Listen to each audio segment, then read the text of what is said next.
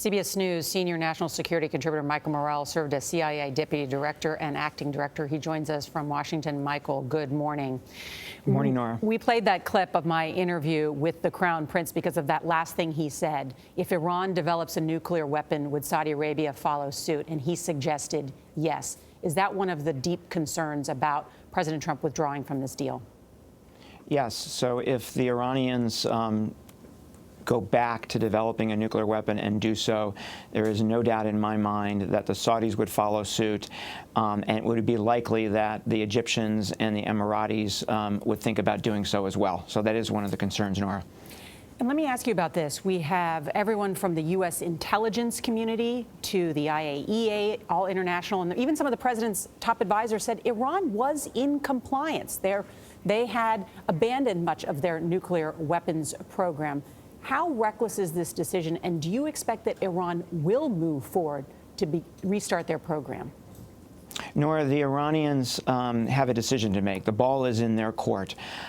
If they stick with the deal, then they can continue to get economic benefits from the rest of the world.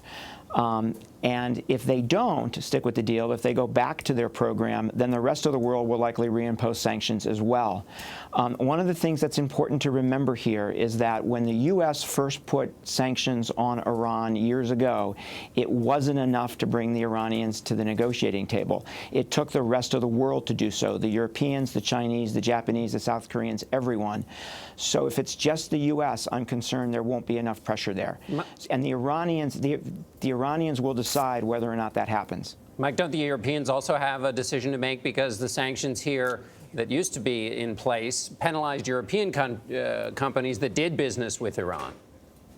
So the Europeans have a card to play here, too. So if we put those sanctions back in place and say European companies can't do business with U.S. companies if they're doing business with Iran, the Europeans are in a position to impose blocking legislation, in other words, to impose penalties on U.S. firms operating there.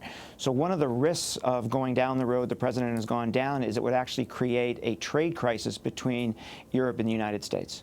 So, Mike, we keep hearing all about the negative ramifications of this deal. Do you see any upside of the president's decision? So the people who are saying there's no plan B here, Gayle, are wrong.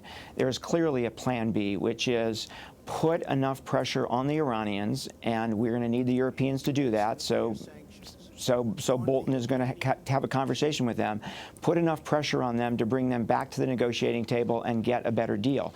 That's the plan.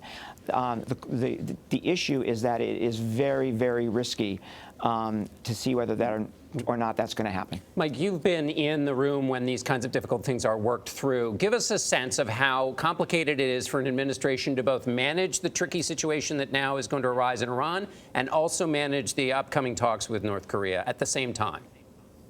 So I think it's certainly possible to do both. One of the issues, John, that you hear is that this will be a negative for North Korea, right? The North Koreans aren't going to make a deal with the United States if they are afraid the next administration is going to abandon it. I actually agree with the National Security Advisor that this puts more pressure on North Korea to come up with a better deal than they would have come up with otherwise. So I agree with him on that. All right, Michael Morell, thanks so much. You're welcome.